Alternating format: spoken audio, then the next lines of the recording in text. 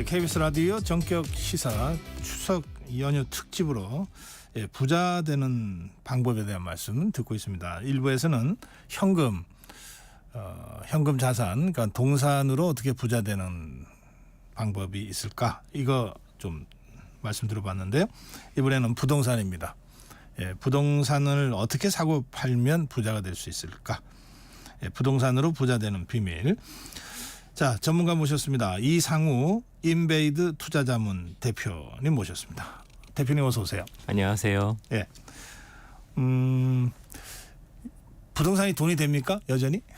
아유, 그건 뭐 만고불변의 진리 아니겠습니까? 만고불변의 진리입니까? 네. 만고불변이라고 하시니까 어떻게 왜 그렇게 생각하시는지 설명 좀 듣고 싶어요.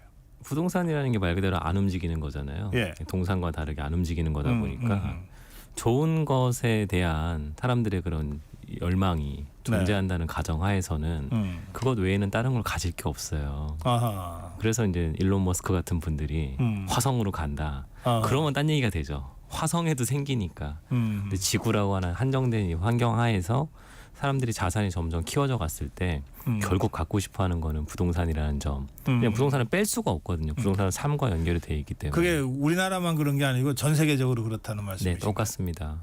뭐 일례로 빌 게이츠가 미국에서 가장 농지를 많이 갖고 있는 분인데 지주거든요. 지주. 땅 많이 갖고 있어서. 네. 그런 것도 좋은 사례가 되겠죠. 요즘에 예. 농지는 왜 사? 이럴 수 있는데 네. 결국은 사람들이 돈이 더 늘어나면 늘어날수록 결국 내가 갖고 싶어하는 거는 부동산의 어떤 형태로 나타날 거냐만 아마 다를 뿐이지 네. 결과적으로는 부동산으로 돈이 갈 수밖에 없다 이렇게 보고 있습니다.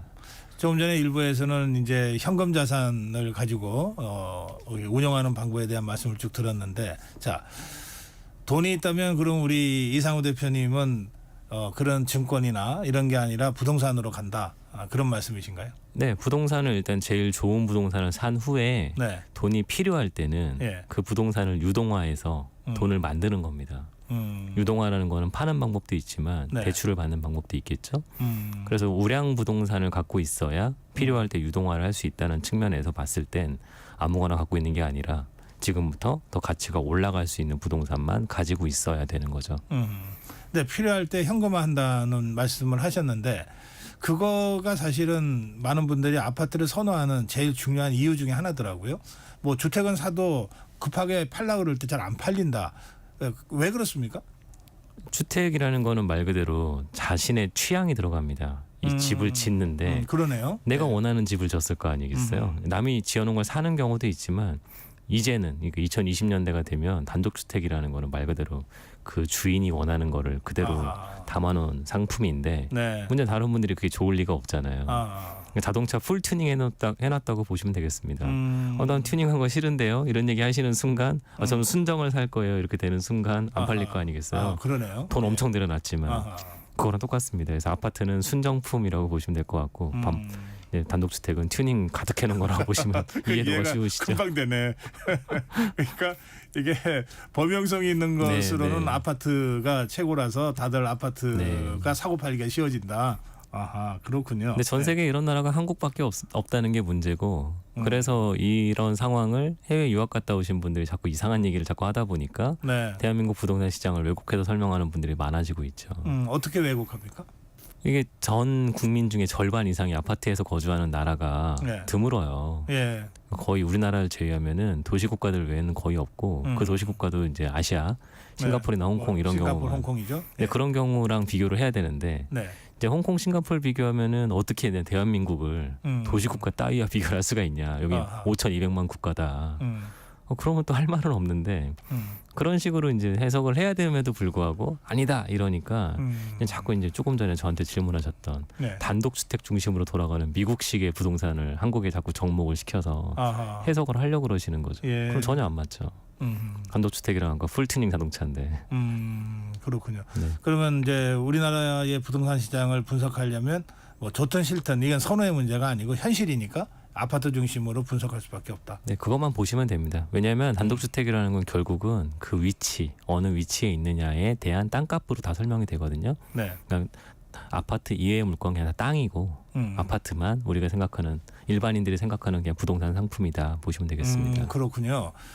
그러니까 이제 단독주택을 정말 나는 전원생활 하고 싶어, 마당 있는 집 갖고 싶어 해서 사실 돈을 많이 들여서 정원도 꾸미고 예, 주택도 인테리어 같은 것도 잘 하는데 막상 이걸 매매할 때 보면 땅값만 계산하지 주택값은 거의 계산 안 하잖아요. 너무 아까운데 네. 그러나 파는 사람 입장에서는 그건 필요 없어요. 사는 사람. 사는 사람 네. 입장에서는 예, 그렇게 되는 거군요. 네, 그러니까 그게 시장이니까 그게 맞춰서 생각하지 않을 수 없다. 네. 알겠습니다. 그 부동산 얘기하면 늘 투기 문제가 따라오잖아요. 투자냐 이거 어떻게 구별해야 돼요? 투기는 남의 얘기 듣고 하면 투기고요. 내 생각대로 하면 투자입니다. 아 그런가요? 아주 쉽네요. 예. 그러니까 사실 차이가 없거든요. 예. 그러니까 영어 단어에서는 차이가 없어요. 투기, 투자, 그 인베스트먼트다, 뭐 인베스트입니까? 뭐다, 뭐 그 예. 투기 스피큘레이션인가 뭐가 있는데 아무 차이가 없어요.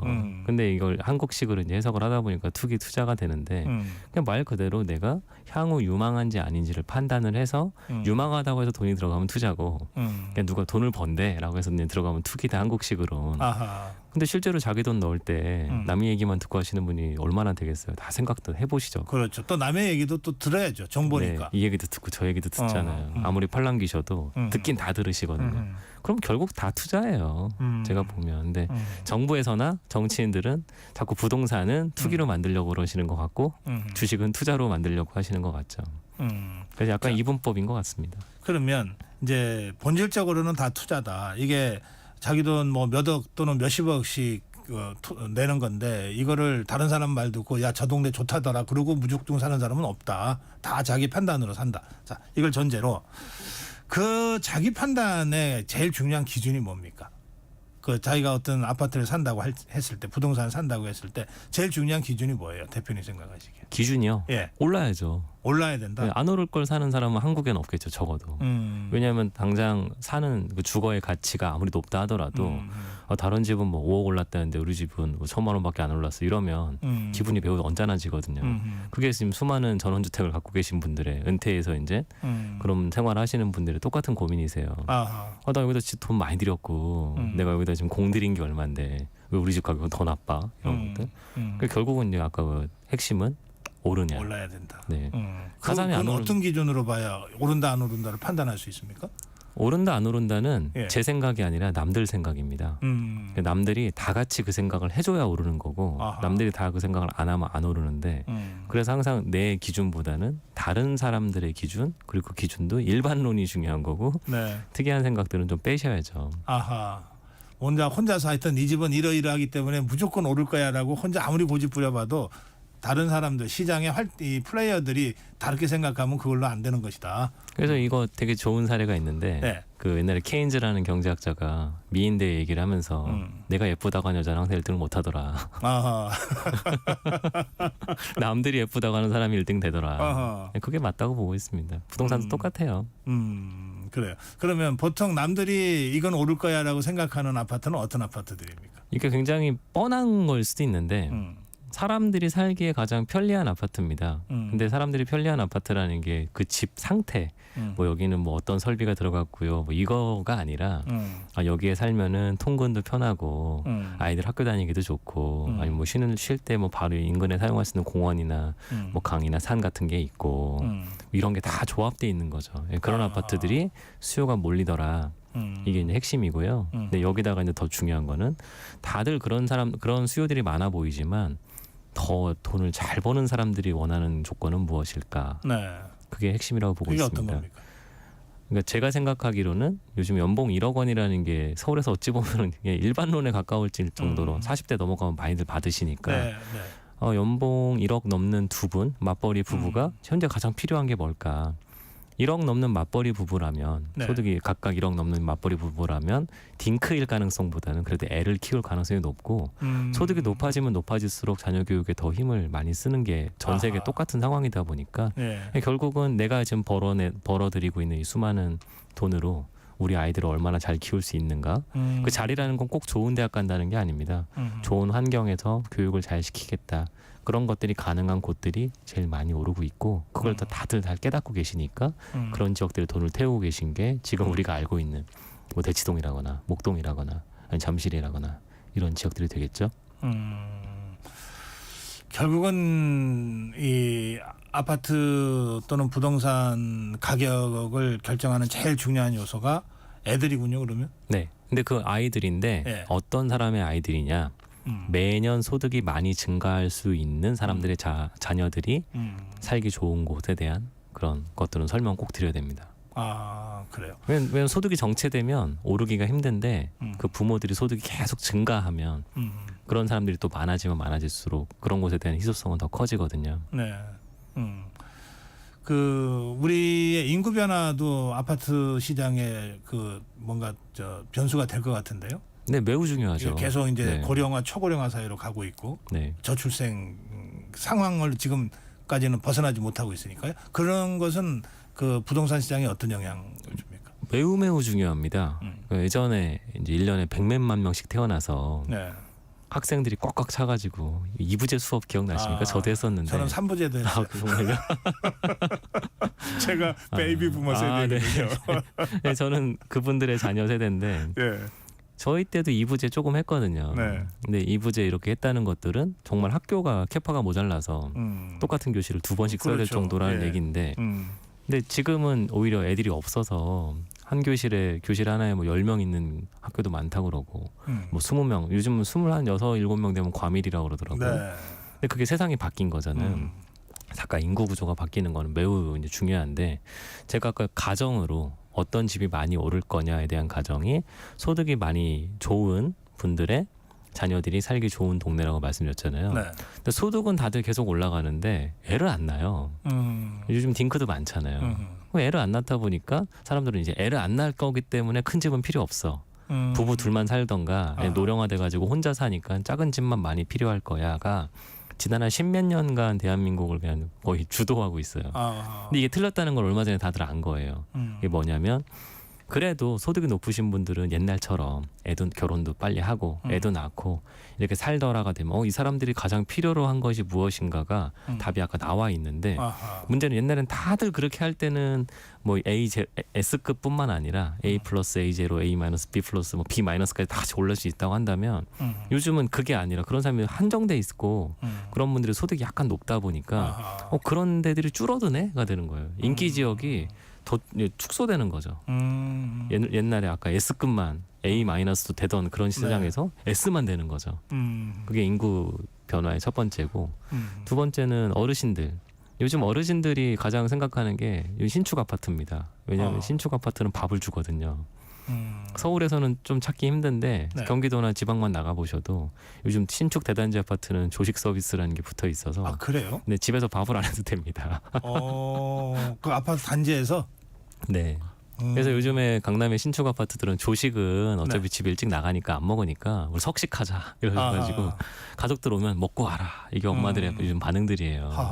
그러니까 급식이죠 일종의. 그러니까 급식인데 이게 식수 인원이 많으니까 되게 단가도 낮아지고 요즘 가뜩이나 물가도 비싸졌는데 근데 이렇게 되다 보니까 실버타운에 대한 니즈가 약간 줄어들었어요. 제가 보면. 오히려. 왜냐하면 단지 내에서 밥을 주니까 그냥 남는 이슈는 빨래와 청소밖에 안 남았거든요. 네. 어르신들이 실버타운에 들어가는 이유, 자녀들이 좀 어떻게 좀 모시고 싶어하는 이유도 그게 백업이 안 되기 때문에 이렇게 아주머니들 불러가지고 하는 것들 돈도 많이 들지만 사람 뽑기도 어려우니까 돌아가는 건데 요즘 청소는 로봇 청소기가 해결을 해주고 있고 빨래는 건조기가 등장을 했고 웬만큼 다 됐잖아요. 근데 밥이 안 됐었는데 밥을 집에서 주네.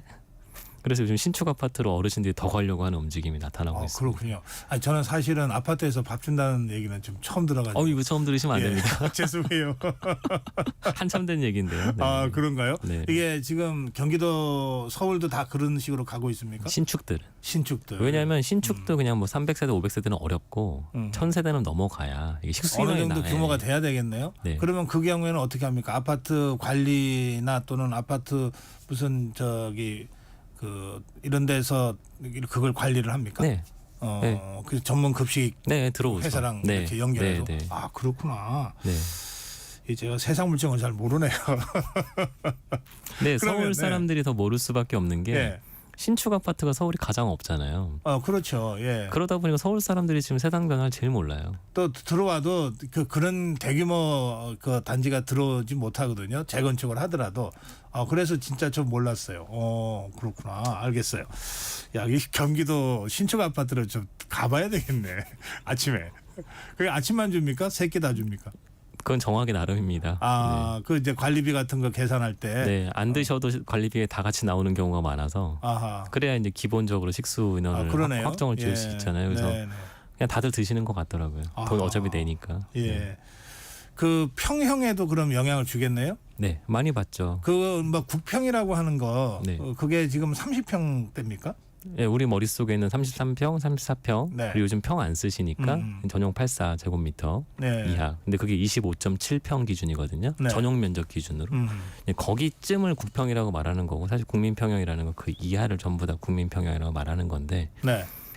이게 과연 그 방 3개, 화장실 2개까지 이제 진화된 이 국평이 끝인가? 그런 생각들을 요즘 많이 하시는 것 같아요. 왜냐하면 소득이 늘어나니까 예. 집에 계시든 밖에 계시든 내 방은 하나 있었으면 좋겠고 요즘 부부들 젊은 부부들도 다 자기 취미들이 있으니까 아하. 어차피 방에서 뭐 침실이라고 해봤자 침대로만 끝나는데 아무튼 취미방도 하나 더 있으면 좋지 않을까? 제가 요즘 가장 많이 보는 분들이 레고 하시는 분들이에요. 아. 키덜트 뭐 이런 얘기도 하지만 예. 제 나이 저는 레고를 못 하고 커봤는데 요즘 레고 하시던 분들은 지금도 레고를 하고 계셔서 그러면 그런 걸 할 수 있는 그 플레이룸을 하나 따로 네. 갖고 싶다 이런 욕망이 네, 있겠네요. 그렇죠. 이제 그게 이제 지금까지는 집으로 안 되는 분들은 집 근처에 오피스텔 같은 거 하나 빌려가지고 취미방으로 쓰시던가 이럴 수도 아하. 있었지만 예. 그것만 해도 월세가 많이 나가니까 그러네요. 그냥 집에서 컸으면 좋겠는 거예요. 집이 컸으면.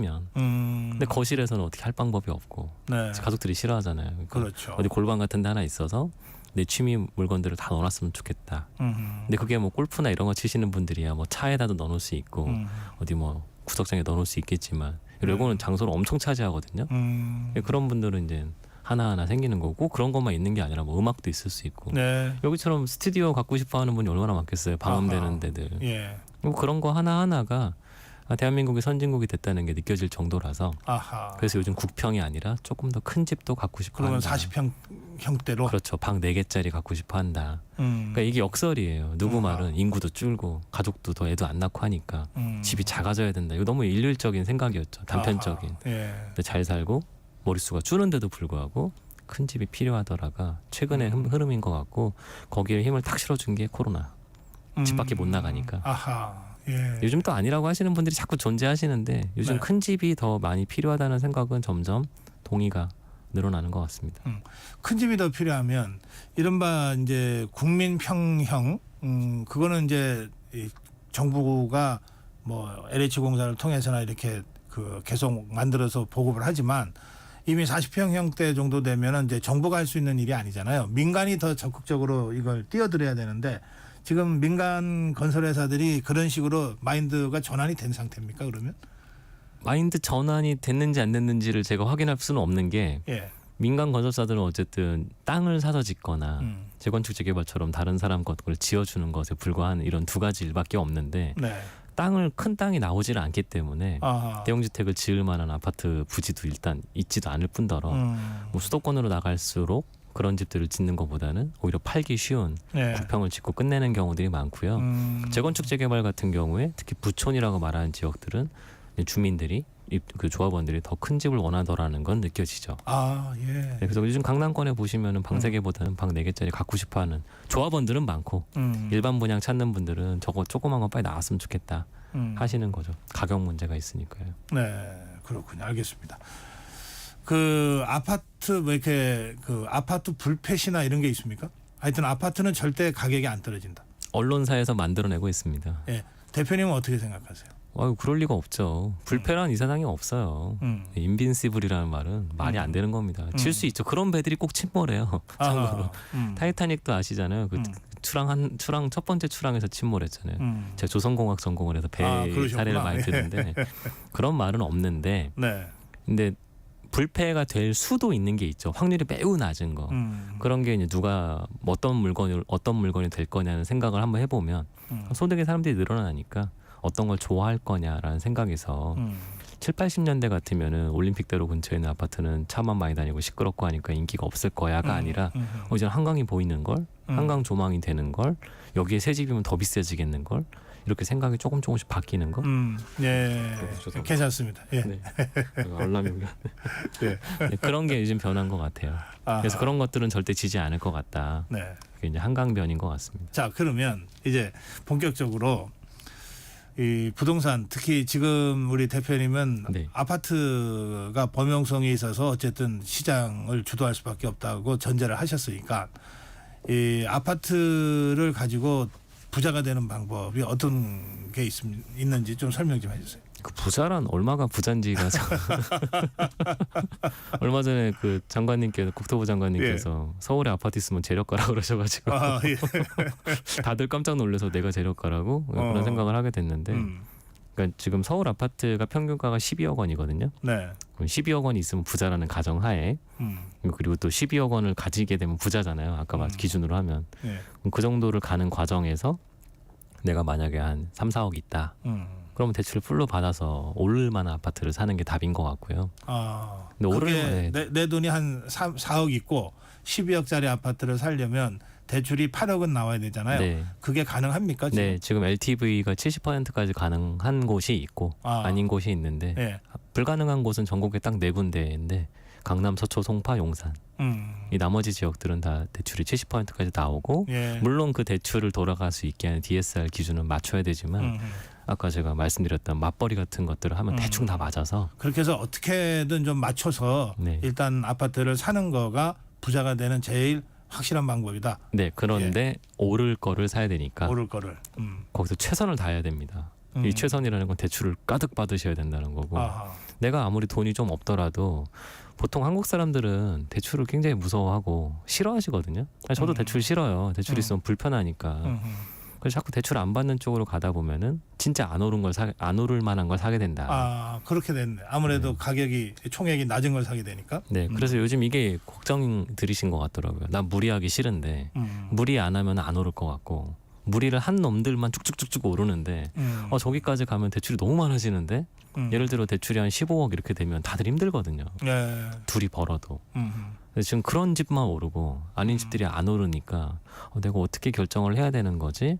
여기에 지금 다 빠져 계세요. 그 경우에 부담이 되더라도 리스크를 좀 안고 이 대출을 최대한 많이 받아서 어쨌든 집을 사는 거가 좋다. 맞벌이 하시는 분들은 맞벌이 하는. 외벌이는 하시면 안 돼요. 외벌이는 생활이 안 돼요. 대출을 많이 받으시면. 그러고 그건 또 그러겠네요. 네, 거의 불가능하기 때문에 그래서 요즘 맞벌이가 부동산 투자의 기본 조건이 되는 것 같습니다. 아하. 예. 그리고 이제 맞벌이 가구와 외벌이 가구가 이제 진행 속도가 너무 달라지는 게 대출을 할 수 있느냐 없느냐 여력이 결정이 나버려요. 그래서 그럴 경우에 오를 가능성이 높은 지역을 조금 빠듯하더라도 그걸 사라. 네, 그리고 그렇죠. 거기에 들어가 사시면 만족도가 매우 높아지실 겁니다. 왜냐하면 그 동네 자체의 분위기나 모든 것들이 아마 평소에 생각하셨던 그게 그런 들어가 것들이 사는 거니까 거예요. 실수요자로서 사라 이런 말씀이시죠. 네, 그래서 요즘은 지난 문재인 정부 때는 자꾸 투자로만 보셨는데 이번 윤석열 정부 들어서 부동산 선택은 무조건 실거줍니다. 내가 들어가서 살기 제일 좋은 곳으로 대출 잔뜩 받아서 들어간다. 왜냐하면 다주택을 못하게 하기 때문입니다. 그럼 그냥 들어가 사는 동안에 어쨌든 가격이 올라 있을 거다. 네. 그럼 여전히 그렇게 오를 가능성이 높은 집들이 서울에는 많고요. 그게 아까 말씀하신 네 지역 있잖아요. 그 지역은 그러니까 제한이 있잖아요. 대출 제한이. 네. 그거 말고 네. 그러면 70%까지 대출을 해주는데 오를 가능성이 있는 지역이 어디입니까? 그걸요? 예. 그냥 제가 돈 안 내고 물어봐서 그런가요? 깜짝 놀랐는데요. 훅 들어오셔서. 서울에 웬만한 지역들은 힘이 다 있어요. 예. 서울의 25개구 중에서 뭐 지금도 뭐 노원, 도봉, 강북, 금천과나 구로 잘 안 오른다고 자꾸 그러시는데 네. 여전히 다들 힘은 있어요. 서울이. 오히려 수도권보다 서울이 더 힘이 많은데 예. 그러니까 여력이 없으신 분들은 조금 낮은 곳들부터 가기 시작하면 돼서 근데 거기서부터는 선택이에요. 내가 여기서 사는 게 좋은가 나쁜가. 지금 다들 헷갈려 하시는 게 뭐냐면 수도권은 새 아파트고 동네도 크고 깨끗하고 엄청 좋은데 수도권이고 서울은 엄청 낡았고 동네도 지저분하고 집도 낡아. 뭐 모든 게 다 마음에 안 드는 서울이고. 서울이다. 지금 여기서 지금 딜레마가 있거든요. 네. 근데 제가 드리고 싶은 얘기는 하나인데 서울은 죽어도 살릴 수 있고 지방은 죽으면 끝입니다. 아하. 그래서 부활이 가능한 곳으로 접근을 하셔야 되는 게 오히려 자금이 작으실수록 하셔야 될 일이고 나 돈 됐고 그냥 나 현생이 중요해. 지금 당장 10년이 너무 중요해라고 하시면 그냥 아무데나 마음에 드는 데 가서 사시면 되는데 네. 저희는 지금 나누는 얘기가 어쨌든 자산 증식이니까 네. 서울에 좀 호재가 많은 곳 근데 이 호재도 옛날처럼 뭐 언론에 나왔다가 다 되는 게 아니라 진짜 돼야 되는 거니까 가능성이 높은 곳 그래서 꼭 파괴력이 크지 않더라도 계속 조금씩 점진적으로라도 좋아질 수 있는 곳으로 가셨으면 좋겠다. 예. 그게 최근에 한 몇 년 동안은 동대문 같은 지역이었던 것 같아요. 동대문, 청량리 이런 곳들. 지금 가보시면 천지개벽으로 가고 있는데. 그래요. 제가 고려대학을 다녔는데, 네네. 그러니까 청량리나 제기동 일대를 많이 다녔는데, 지금 뭘로 하고 있어? 그러니까 완전히 바뀌었어요. 네. 그래서 저는 성북구 같은 곳들도 조금 전에 말씀하셨지만 예. 그 고려대학교가 있는 이제 성북구 그쪽도 굉장히 많이 바뀌었거든요. 네. 그래서 성북구 같은 경우가 일반인들이 가장 좀 접근하기 제일 쉬운 정도가 아닐까. 어떤 면에서는 강남보다는 강북의 그 접근성이 일반인들이 처음 시작할 때는 더 쉬울 수도 있겠네요. 네. 대신에 아주 많이 오른다는 생각은 좀 내려놓으시고 적당히 오를 수 있겠다 생각을. 요즘은 너무 욕심들이 크셔가지고 걱정이에요. 제가 만나보면 네. 본인이 갖고 있는 자금은 작은데 막 3배, 4배 이런 걸 자꾸 원하시니까 주식하고 비슷해지시는 것 같아요. 부동산은. 예. 그렇게 하면 100점 100패고요. 네. 살면서 적당히 올랐으면 좋겠다. 그 적당히를 되게 그 매매가의 몇 % 오르는 걸 적당히라고 생각하면 될까요? 이게 그림 투자하시는 분들도 비슷하신데 물가 상승률만큼만 매년 올라도 좋겠다. 저는 물가가 좀 너무 낮으니까 한 5%씩 오른다고 생각을 해보면 5, 4, 20 해서 저희는 4년 목표를 항상 저희 회사는 드리는데 네. 그래서 한 4년에 20%는 올라야 되지 않을까가 저희 목표고 10억짜리 샀으면 4년 내로 한 12억 정도는 되겠구나. 근데 이러질 않으세요. 대부분 목표가 20억, 20억까지 하세요. 그럼 100점 100패. 한 4년이라고 말씀하시는 건 4년 정도 지나서는 다시 옮긴다는 전제입니까? 네, 저는 항상 너무 긴 투자 제한은 제가 봐도 재미도 없고 너무 긴 얘기하면 사실 말도 안 되잖아요. 네. 50년 뒤에 뭐 30배 나 있을 수도 있겠지만 그건 제 인생이 아니니까 4년 정도 목표로 이 정도 오를 수 있다면 알겠습니다. 들어가 4년 사시면 좋겠다 생각입니다. 예, 시간이 다 돼서 아이고 저 말씀을 더 듣고 싶은데 마무리해야 되겠습니다. 마무리 한 말씀만 좀 해주세요. 추석 연휴에 운전하시는 분들 많으실 텐데 라디오는 운전하시는 분들도 많이 들으시고 자영업자들도 많이 들으시는데요. 그 현혹만 안 되셨으면 좋겠습니다. 전 대한민국이 잘 되면 아파트 가격은 굉장히 좋을 거라고 예상을 하는데 네. 이 아파트가 옛날처럼 다 좋은 게 아니라 사람들이 다 좋아할 만한 것들만 오를 가능성이 높으니까 내 기준 말고 다른 사람 기준에서 어떤 집을 좋아할까. 아까 식사 주는 것도 잘 모르셨잖아요. 네. 그래서 사람들이 굉장히 생각이 계속 바뀌고 있더라. 거기에 따라서 자산 가격도 굉장히 예민하게 알겠습니다. 반영한다. 다른 사람이 어떻게 생각하는가를 늘 봐라. 네. 예. 오늘 말씀 잘 들었습니다. 고맙습니다. 감사합니다. 네, 인베이드 투자자문의 이상우 대표였습니다.